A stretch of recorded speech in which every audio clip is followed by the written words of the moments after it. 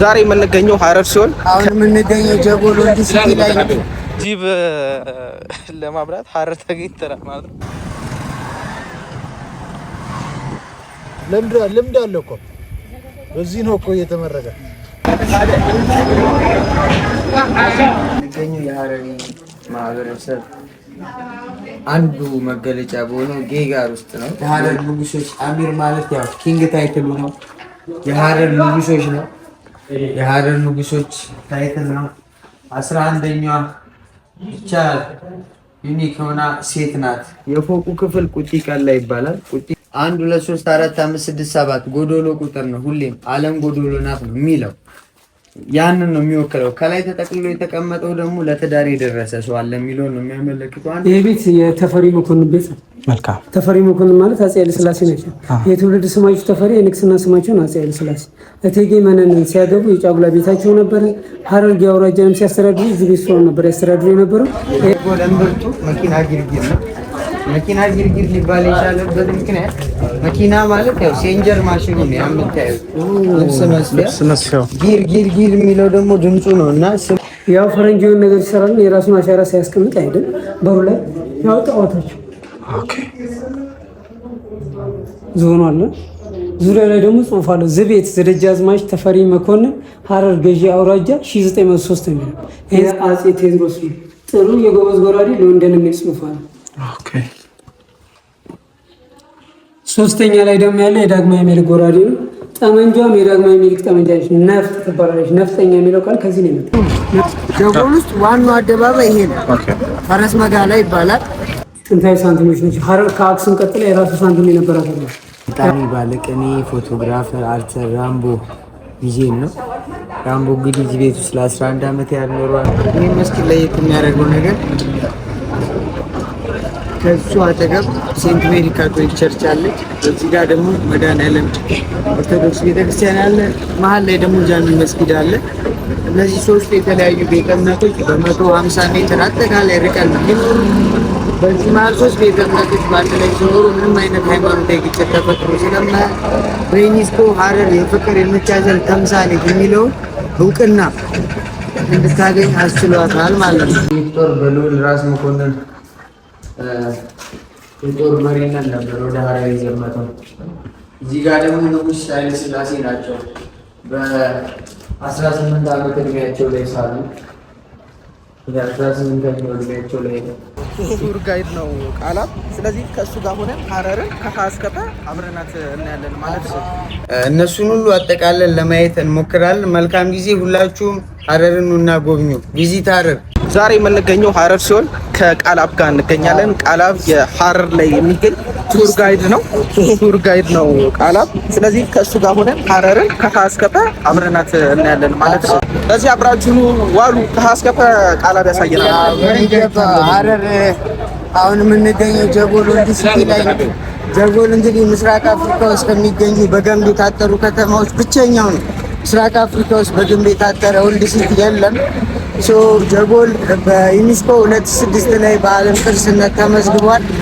48 ሄክታር ወይም 6666 የሚደርስ የክንድ ርዝማኔ ስፋት አለው። 5 የመግቢያ በሮች አሉት። ወደ ከ4 እስከ 9 ሜትር የሚገመት ቁመትና ከ50 ሳንቲሜትር እስከ 75 ሳንቲሜትር የሚደርስ thickness አለው ግንቡ። 5ቱ የመግቢያ በሮች የራሳቸውን ምሳሌ ነው ያላቸው። በአምስቱም የእስልምና ህግጋቶች በ5 ፒላርስ ኦፍ ኢስላም እና በ5 ክራይቴሪያ ኦፍ ኢስላም ነው ሪፕሬዘንት የሚያደርጉት። ቶታል ሰርከምፈረንሱ ደግሞ 6666 ክንድ ርዝማኔ ሆሊ ቁርአን ላይ ያለውን ቨርስ ነው ሪፕሬዘንት የሚያደርገው። ሀረር ከመካ ከመዲና ከኢየሩሳሌም ቀጥራ ፎርዝ ሆሊ ሲቲ ኦፍ ኢስላም ናት። ከእስልምና ጋር ጥልቅ ቁርኝት ያላት ከተማ ናት ማለት ነው። አሁን የምንገኘው ጀጎል ውስጥ ነው። ጀጎል ውስጥ ወደ 4 የሚደርሱ ሙዚየሞች አሉ። እነሱን እናያለን። አንደኛው በምስራቅ አፍሪካ ብቸኛ የሆነው ፕራይቬት ሚዲየም ሸሪፍ ፕራይቬት ሚዲየም ነው። እንዲሁም ሀረሪ ትራዲሽናል ሃውስ ጌጋሮ አለ። አርተር ራምቦ የፈረንሳዩ ባለቅኔና ፎቶግራፈር የራምቦ ቤትም አለ። እነሱን ሁሉ አጠቃለን ለማየት እንሞክራለን። መልካም ጊዜ። ሁላችሁም ሀረርን ኑና ጎብኙ። ቪዚት ሀረር። እናመሰግናለን። ስለዚህ አብረን እናያቸዋለን። አሁን ቃላብ የነገረን ማለት ነው። አብራችሁን ቆዩ።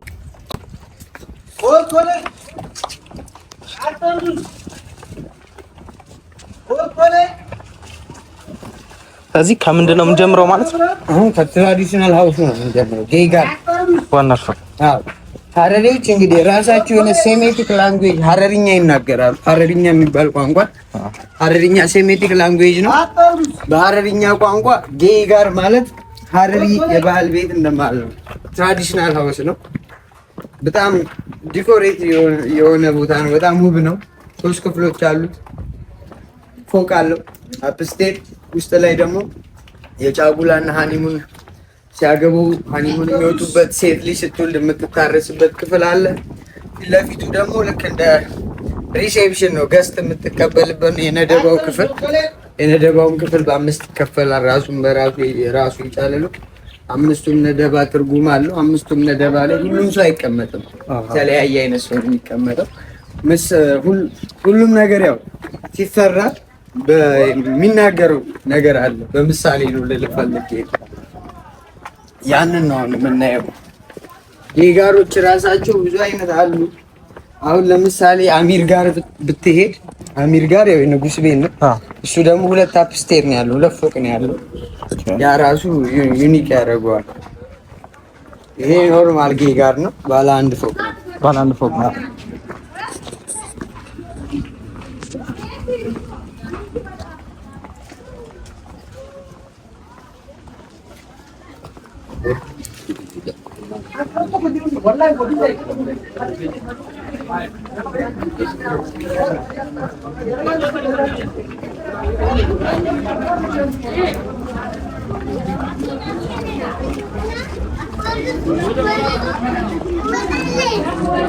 ፓሽን ኦፍ ክራይስት ሙቪ የተቀረጸባቸው ቦታዎች አሉ። እንደዛ አይነት ደግሞ ድባብ የሚፈጠርባቸው ቦታዎች አሉ። ኪነ ህንጻው ተመሳሳይነት አለው።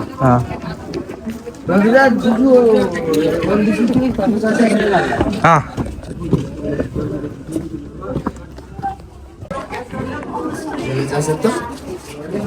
መጨረስ ስላለባቸው እነሱ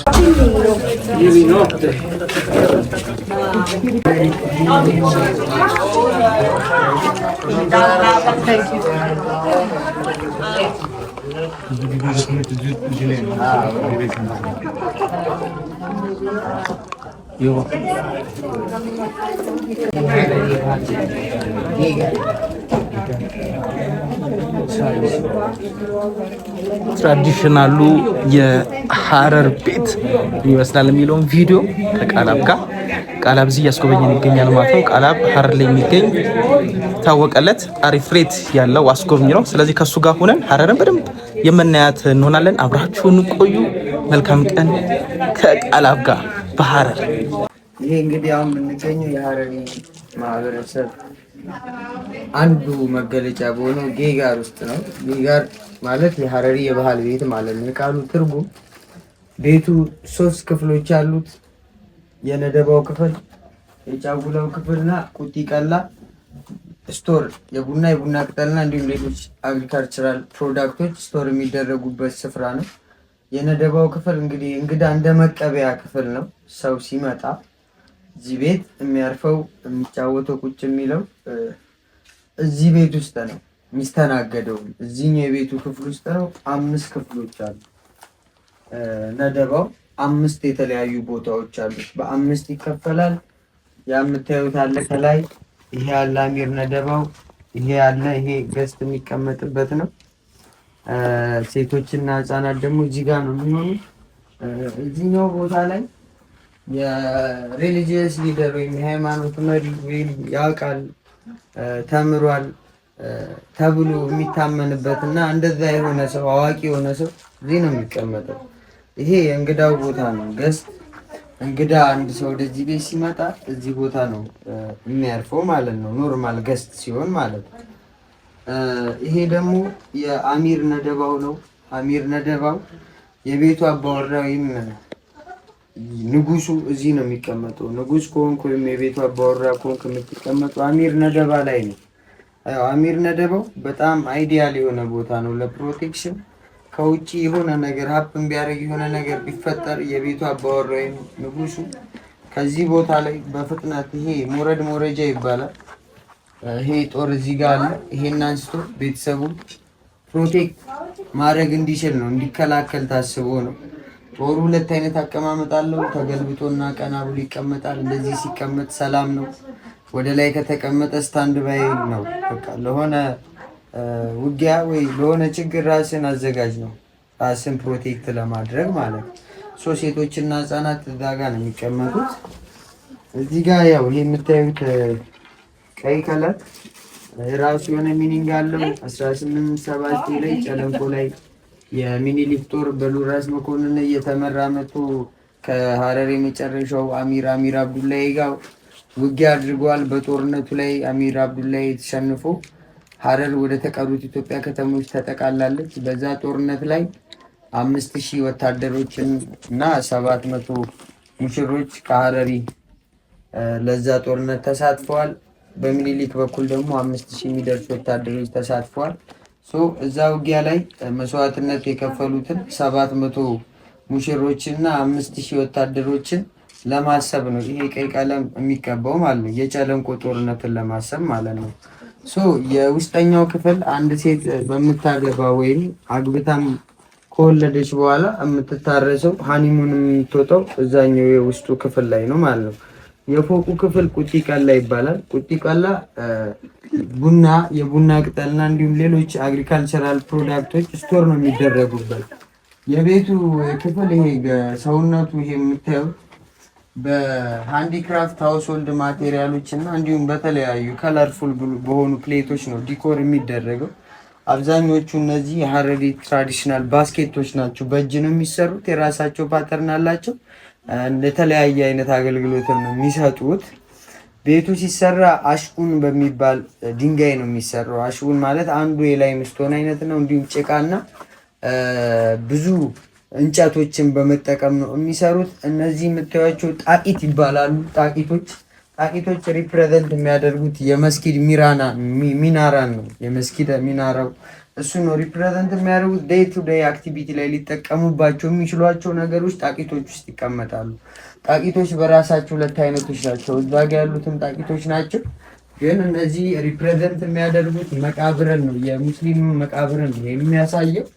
ይሄ ገስታውስ ስለሆነ ነው። እንደ ቲፒካል ትራዲሽኑ እነዚህ ቦታዎች ላይ የሚቀመጠው ሃይማኖታዊ መጽሐፍ ነው፣ ቁርአን ነው የሚቀመጠው። እና ይሄን የሚያደርጉት ሁሌ እነዚህ ሪሜምበር ለማድረግ ነው። ሞት እንዳለ ለማሰብ ለማስታወስ ነው በቤታቸው ውስጥ ይሄንን የሚጠቀሙት ማለት ነው። ቤቱ ሲሰራ ጭንቅላቱ በ99 እንጨቶች ነው የሚዘጋው። 99 እንጨቶች እንግዲህ 99 ኔምስ ኦፍ አላህ ነው የሚወክሉት። 99 የአላህን ስም ነው የሚወክሉት። ሀረር እንዳልኳችሁ አራተኛው የእስልምና ቅድስት ከተማ ናት። ኤቭሪ ነገር ኦልድ ሲቲ ውስጥ ኢስላሚክ ሪሊጅንን ሪፍሌክት ሊያደርግ ይችላል እና ይሄ የተለመደ ነው። ምክንያቱም ከመካ ከመዲና ከኢየሩሳሌም ቀጥላ ሀረር ፎርዝ ሆሊሲቲ ኦፍ ኢስላም ናት። ከዛም ባለፈ ደግሞ እስልምና ከመካ ተነስቶ ወደ መዲና ከመግባቱ 8 ዓመት ቀድማ እስልምናን ተቀብላ ነበረ።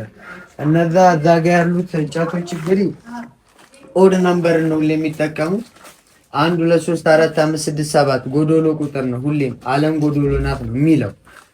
ያንን ነው የሚወክለው። ከላይ ተጠቅልሎ የተቀመጠው ደግሞ ለትዳር የደረሰ ሰው አለ የሚለው ነው የሚያመለክተው። አንድ ሰው እዚህ ቤት መጥቶ ይሄን ቢያይ ቤተሰብ እሺ የሚል ከሆነ በወጉ በባህሉ መሰረት ለትዳር የደረሰ ሰው ካለው ይሄንን አይቶ ብቻ ቤተሰቦቿን ለትዳር መጠየቅ ይችላል።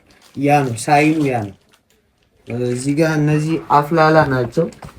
አፍላላዎች ሃውስሆልድ ሃንዲክራፍት ማቴሪያሎች ናቸው። በእጅ የሚሰሩ የቤት ውስጥ መገልገያ ናቸው። 4 እና 3 ሊሆኑ ይችላሉ። አሁን እዚህ ቤት ያለው 4 ነው።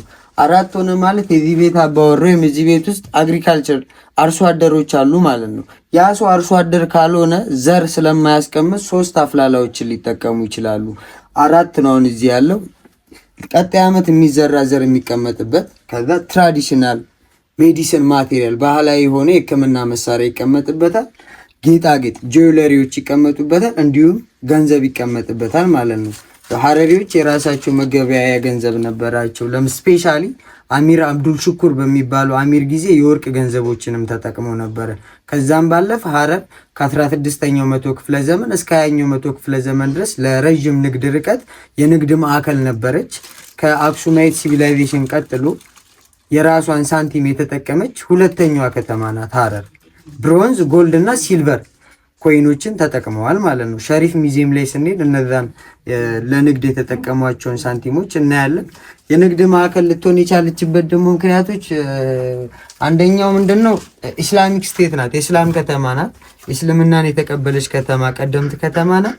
ይሄ ሎንግ ዲስታንስ ትሬድ ረዥም ንግድ ርቀት የሚለውን ራሱ የጀመሩት ኢትዮጵያ ውስጥ ሙስሊም ነጋዴዎች ናቸው። ሁለተኛ ደግሞ ዘይላና በርበራ ወደብ ለሐረር በጣም ክሎዝ ናቸው። 400 ኪሎ ሜትር የማይሞላ ርቀት ነው ያላቸው።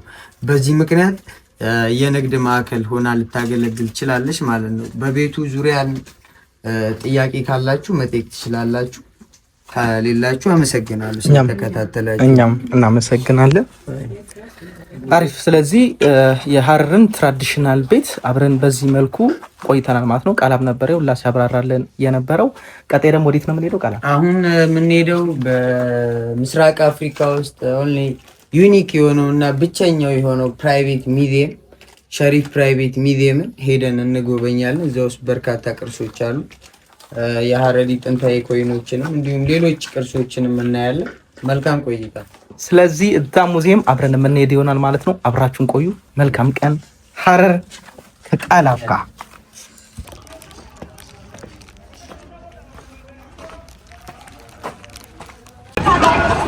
አሁን እንግዲህ ይሄ ሜን ስትሬቱ ነው። 366 መንገዶች አሉ። ከ366 መንገዶች ማለት ዋን ዌይ ስትሬት አንደኛ መንገድ ይሄ ነው፣ ዋናው መንገድ። ይሄ ደግሞ ሜን ስኩዌሩ ጀጎል ውስጥ ዋናው አደባባይ ይሄ ነው። ፈረስ መጋላ ይባላል። ፈረስ መጋላ እንግዲህ በፊት የገበያ ስፍራ ነበር። አሁን ላይ የባው ቲክቶክ ስቴሽን የባጃጅ ፈረስ መጋላ ሊባል የቻለበት ምክንያት በፊት እዚህ ቦታ ነጋዴዎች ሲመጡ ለትራንስፖርት የሚጠቀሙባቸው ፈረሶቻቸውን ያስቡ ስለነበር ነው። ዩኒክ የሚያደርጉ ይህን ስኬት ምንድነው? ብዙ አቅጣጫ አለው፣ ወደ ብዙ መንገድ ይወስዳል። በዚህ ብትሄድ አሁን ወደ ፈላና በር መሄድ ትችላለህ። ወደዛ ወደ አርጎ በር ይወስዳል። በዚህ ደግሞ ወደ መኪና ግልግል ይወስዳል። ገባ? በዚህ ደግሞ ብትወርድ ወደ ተለያዩ ቦታዎች ወደ በድሪ በር ይወስዳል። እና ዩኒክ የሚያደርገው ነገር ፈረስ መጋላ ወደ ብዙ መንገዶች ያሉት ስኩዌር ነው ማለት ነው። ያ ከፍለዚህ ያሉት ቅድም መደባው ላይ እንዳልኳችሁ የተቀባው ቀይ ቀለም የጨለንቆ ጦርነት መታሰቢያ ነው። ይሄም አሁን የዛ ጦርነት መታሰቢያ የጦርነቱ ዲቴል ቅድም አስፈጣቸዋለሁ።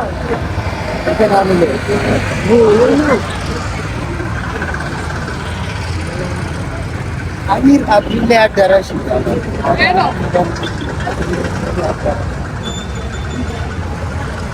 ያ ሚቲንግ ሩም አሚር አብዱላይ አዳራሽ ይባላል። ከ1879 ከጨለንቆ ጦርነት በኋላ ነው የተገነባው። አሁን ላይ በአዳራሽነት እያገለገለ ነው። ያኛው መድኃኒዓለም ቤተክርስቲያን 1884 ላይ የተሰራ። ሐረር እንዳልኳችሁ ኢስላሚክ ስቴት ነበረች። 1879 ላይ ወደ ተቀሩት ኢትዮጵያ ከተሞች ከተጠቃለለች በኋላ ጦሩ ከሚኒሊክ ጋር የመጣው ጦር በራስ መኮንን የሚመራው ጦር ሙሉ ክርስቲያን ነበርና የራሱ ማምለኪያ ስፍራ ስላስፈለገው 1884 ላይ የቤተ ክርስቲያን ተገንብቷል ማለት ነው። ይሄ ቤተ ክርስቲያን ዩኒክ የሚያደርገው ምንድነው ካልኩኝ በጣም ከቅርብ ርቀት ላይ ጃሚ መስጊድ አለ ከጎኑ ማለት በዛኛው አቅጣጫ። ከዛ ደግሞ ከጃሚ መስጊድ ቀጥሎ በኢትዮጵያ የመጀመሪያው የካቶሊክ ቤተክርስቲያን አለ ሴንት ሜሪ። ሶስቱ ቤተ እምነቶች በ150 ሜትር ርቀት ላይ ነው የሚኖሩት። ይሄ በዚህ 150 ሜትር ርቀት ላይ ሶስት ቤተ እምነቶች ያለ የትኛውም ሃይማኖታዊ ግጭት በመኖራቸው በዩኔስኮ የፍቅርና የመቻቻል ተምሳሌት የሚሆን እንድታገኝ ያስችላል ማለት ነው።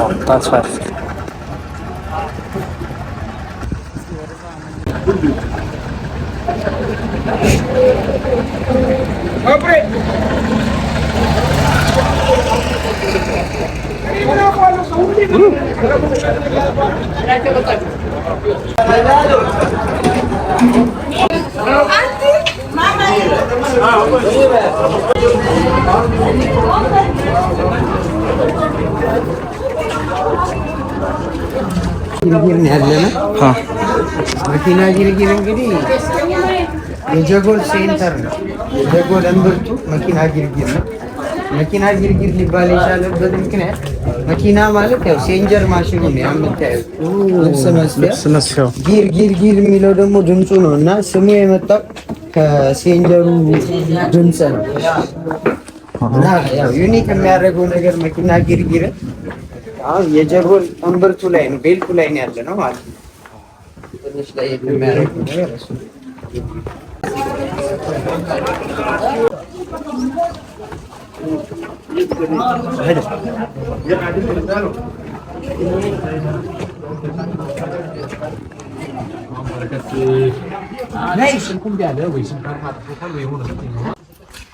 ንጉሥ ኃይለ ሥላሴ ፓላስ በነበረው ቦታ ላይ ነው የምንገኘው። ቤቱን የሰሩት ኢንዲያን አርክቴክቸሮች ናቸው። 1903 ላይ ነው የተሰራው።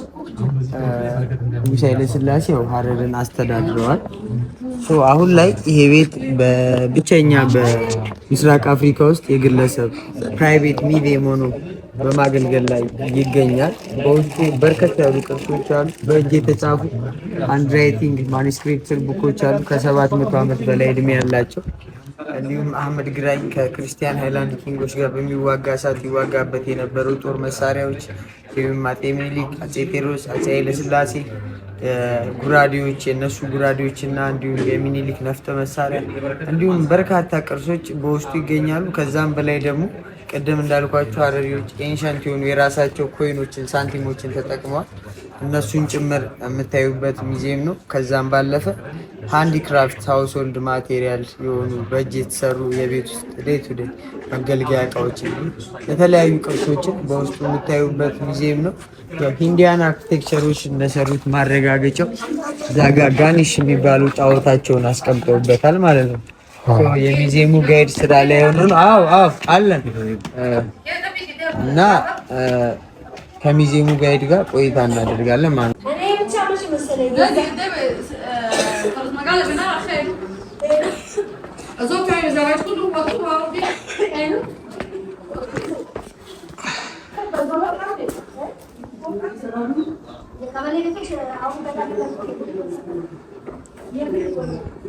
ዩቲ ያለ እኔ ራሷ አለው እናቴ ብዙ መቀረጽ ስለማይወድ ነው። ስለዚህ እኔ እናጆ ልጁ ናት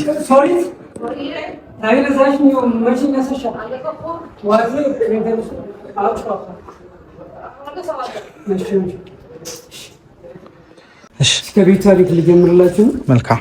ይሄ ቤት የተፈሪ መኮንን ቤት ነው። መልካም። ተፈሪ መኮንን ማለት አፄ ኃይለ ሥላሴ ናቸው። የትውልድ ስማቸው ተፈሪ፣ የንግስና ስማቸውን አፄ ኃይለ ሥላሴ። እቴጌ መነንን ሲያገቡ የጫጉላ ቤታቸው ነበረ። ሀረርጌ አውራጃንም ሲያስተዳድሩ እዚህ ቤት ሰው ነበር ያስተዳድሩ የነበረው። ይህንን ህንፃ ያነጹላቸው ኢንዲያን አርክቴክቸሮች ናቸው። ያው ፈረንጅ የሆነ ነገር ይሰራል፣ የራሱን አሻራ ሳያስቀምጥ አይደል። በሩ ላይ ያው ጣዖታቸው ዞኑ አለ። ዙሪያ ላይ ደግሞ ጽሑፍ አለ። ዝቤት ዘደጃዝማች ተፈሪ መኮንን ሀረር ገዢ አውራጃ 1903 ነው። ይህ ህንፃ ከሰራ 115 ዓመት 115 አሁን በምስራቅ አፍሪካ ደረጃ ብቸኛ የግል ሙዚየም ነው። የክብር ዶክተር አብዱላሂ ሸሪፍ ሸሪፍ ይባላሉ። ይህንን ቤት ወደ ታሪኩ እንዲመለስ ያደርጉት በሳቸው ጥረት ነው። ምክንያቱም ደርግ ለ22 አባወራዎች ቤቱን ሰጥቶት እንደ አፓርታማ ይኖርበት የነበረና ፈርሶና ወርቆ የነበረ ቤት ነው። ቤቱ ታሪካዊ ቤት ነው። እኔም የሰበሰቧቸው ታሪካዊ ቅርሶች ናቸውና ይሰጠኝ ብለው መንግስትን ጠይቀው ለ9 ዓመት ለፍቶ ከ9 ዓመት በኋላ ሰጥቷቸው ወደ ታሪኩ ሊመለስ ይችላል። ውስጥ ገብተን ያሉትን ቅርሶች ነው።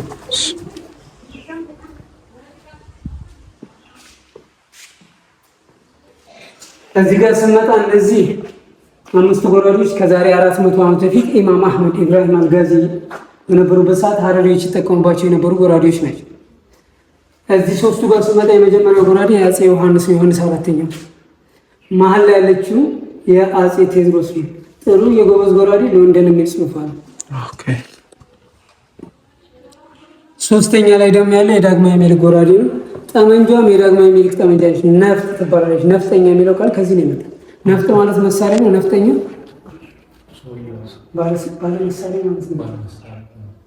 ነፍጠኛ ስትለው መሳሪያ ያዘ ማለት ነው።